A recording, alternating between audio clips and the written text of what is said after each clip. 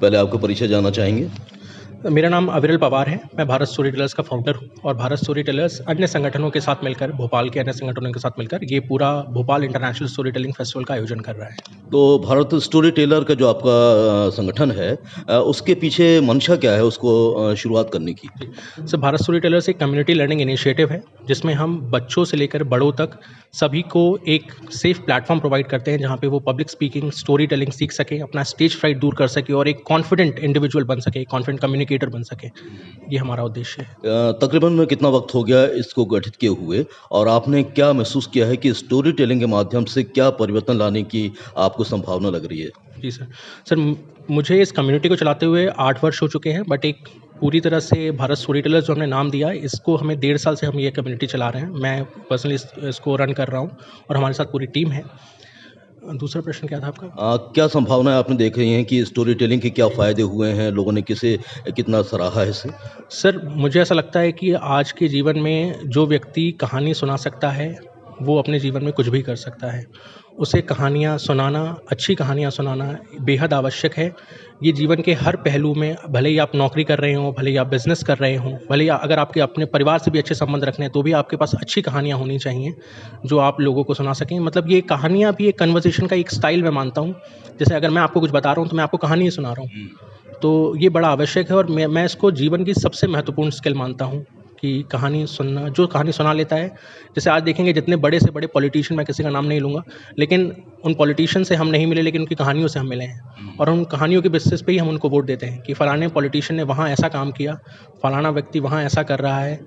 आज कहानियों के माध्यम से ही इलॉन मस्क हमें स्पेस पे लेकर जा रहे हैं। तो अविरल जी, मैं आपसे जानना चाहता हूँ कि किस तरह की कहानियों का आप समावेश करते हैं और किस वर्ग के लिए कहानियाँ होती हैं, और किस प्रकार के आयोजन आप जगह-जगह करते हैं? सर, हमारा ओरल स्टोरी टेलिंग पे हमारा प्राइमरी फोकस रहता है। तो ओरल स्टोरी टेलिंग पे हम फोकस करते हैं। हमारे वीकली सेशंस होते हैं। हमारा बच्चों के लिए यंग ओरेटर्स प्रोग्राम है जहाँ पे हम 5 से लेकर 15 साल तक के बच्चों को पब्लिक स्पीकिंग और स्टोरी टेलिंग सिखाते हैं। फिर हमारा एक भोपाल स्टोरी टेलर्स करके इनिशिएटिव है जो कि संडे क्लब है, जिसमें हम वर्किंग प्रोफेशनल्स, कॉलेज स्टूडेंट्स के साथ हम काम करते हैं और हम उन्हें कॉन्फिडेंट स्पीकर बनाते हैं। हमारा अपना सेंटर है एमपी नगर में, चेतक ब्रिज के पास, जहाँ से हम ऑपरेट करते हैं सर। कोई आपसे जुड़ना चाहता है तो किस प्रकार से आपसे कॉन्टैक्ट कर सकता है, और उसके लिए क्या प्रक्रिया है आपकी? सर, कोई हमसे जुड़ना चाहता है, वैसे तो मेरा नंबर सभी के पास है, कोई भी मुझे कॉल कर सकता है। मेरा नंबर है 8871317382। आप इसमें मुझे मैसेज कर सकते हैं, कॉल कर सकते हैं।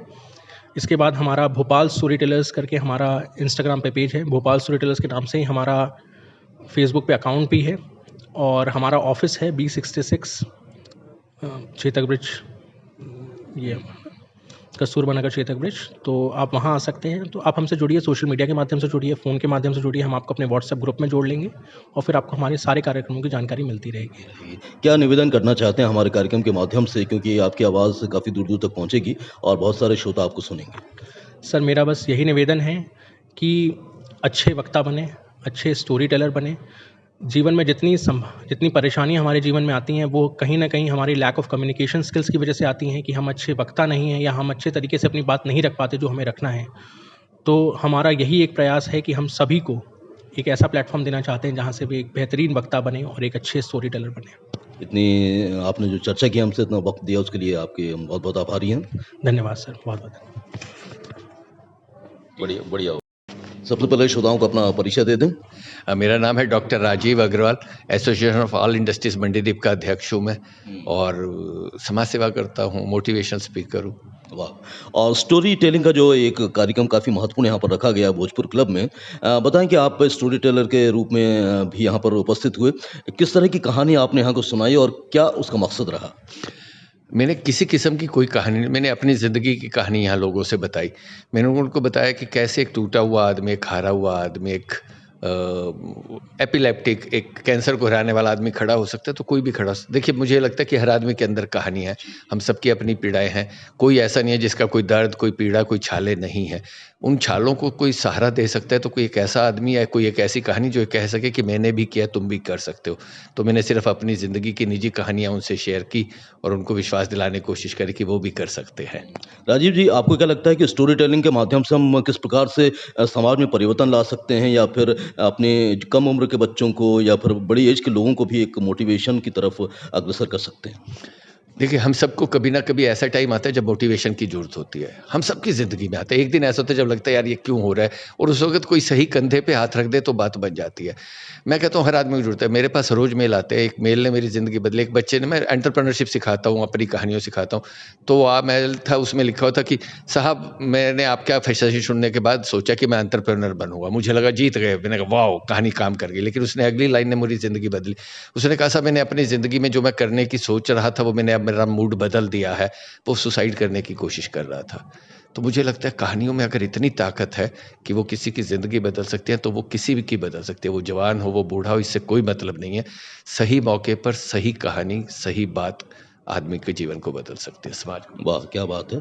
तो कहानी सुनने की और कहानी सुनाने की कितनी बड़ी आवश्यकता आपको वर्तमान में लग रही है? वर्तमान में नहीं, जब से दुनिया बनी है सर, तब से। आप तो जानते हैं, आपसे बेहतर कौन जानता है इस बात को।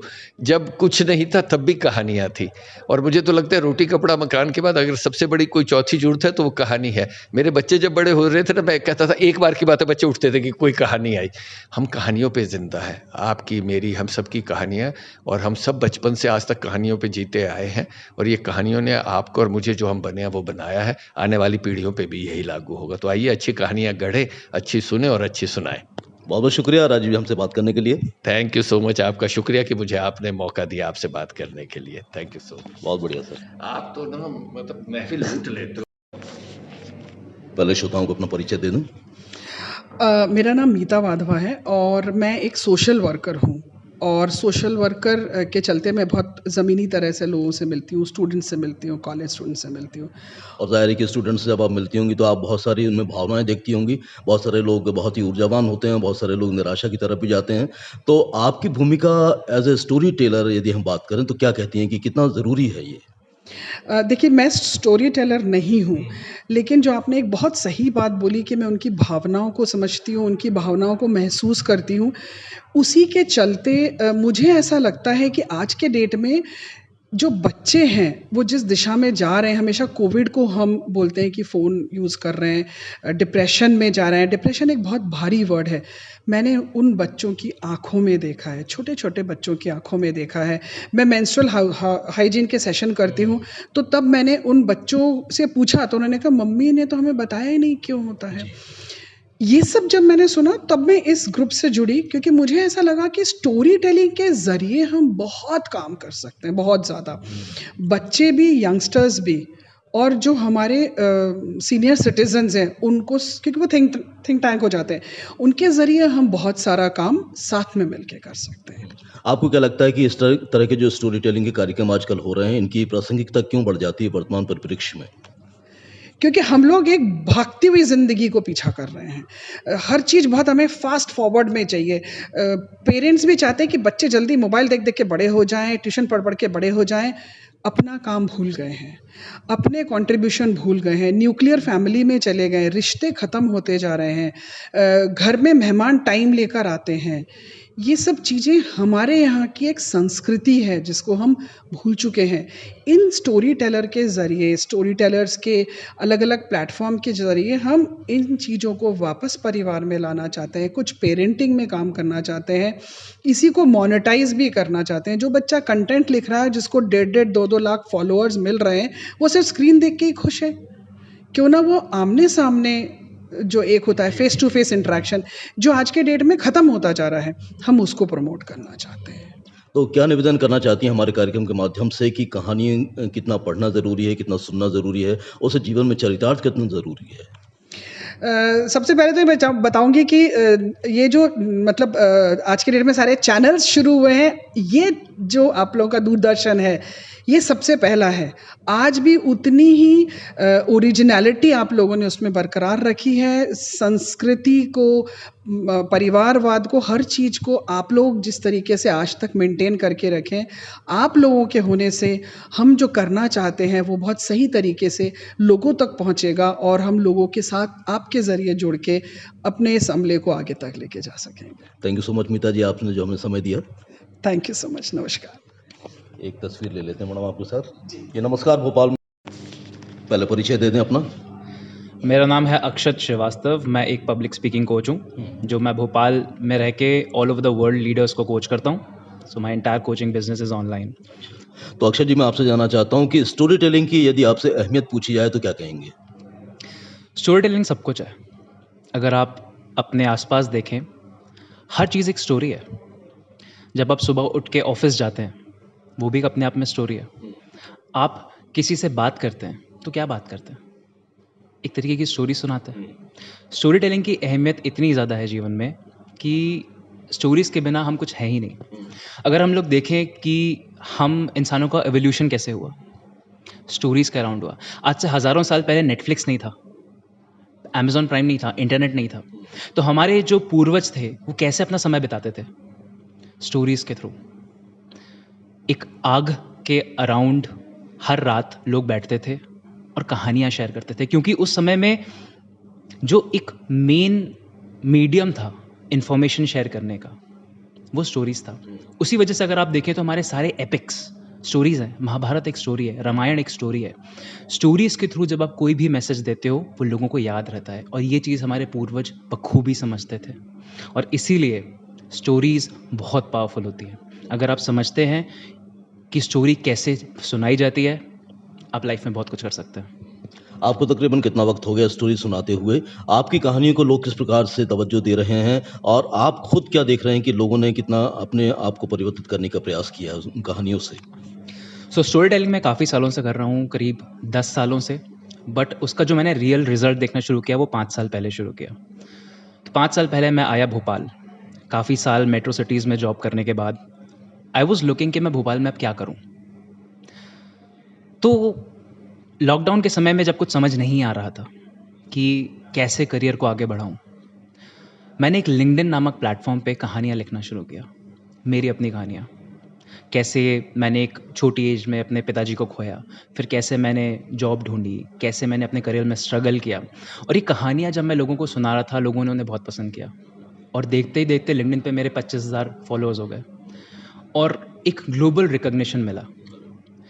तो मुझे लगता था एक छोटे शहर में रह के इंसान all over the world influence create नहीं कर सकता, बट शायद मैं गलत था, क्योंकि आई रियलाइज एक छोटे से शहर में बैठ के जब मैंने अपनी कहानियाँ सुनाना शुरू करी, तो दुनिया के बड़े बड़े लोगों ने सुना। अब as a public speaking coach मैं जिन लोगों के साथ काम करता हूँ, वो दुनिया के बड़े बड़े लीडर्स हैं, जिनके 22,000, 23,000, 50,000 एम्प्लॉयज़ हैं ऑल ओवर द वर्ल्ड। ये CXOs हैं बड़ी बड़ी कंपनीज़ के। ये मुझसे पब्लिक स्पीकिंग सीखने क्यों आए? क्योंकि मैं अपनी स्टोरीज़ को इस तरह बता पाया कि उन्हें कुछ फ़र्क पड़ा, और मैं वही लोगों को अब सिखाता हूँ।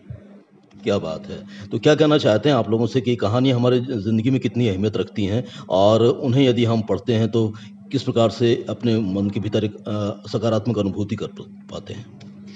जैसा कि मैंने आपको बताया, कहानियाँ बहुत पावरफुल होती हैं। हमारे सारे एपिक्स कहानियों से बने हैं। हमारी कहानी हमारे जीवन में हर जगह है। तो ऐसा बोलते हैं कि कहानी हमारा एक बहुत बेसिक फॉर्म ऑफ एंटरटेनमेंट है, एक बहुत बेसिक फॉर्म ऑफ एजुकेशन है। तो मैं यही कहूँगा दोबारा सबसे, जो भी सुन रहे हैं, कि कहानियाँ पढ़ें, कहानियाँ सीखें और कहानियों को कहना सीखें। क्योंकि आप कहानियाँ अगर सही तरीके से कहना सीख जाएँगे, आप भी नहीं जानते आप जीवन में कहाँ पहुँच जाएँगे। अक्षय जी, बहुत-बहुत शुभकामनाएँ हम आपको देते हैं कि आपका स्टोरी टेलिंग का ये फ़ील्ड है लगातार आगे बढ़ता रहे और आप लोगों को मोटिवेट करते रहें। समय देने के लिए बहुत-बहुत शुक्रिया। धन्यवाद।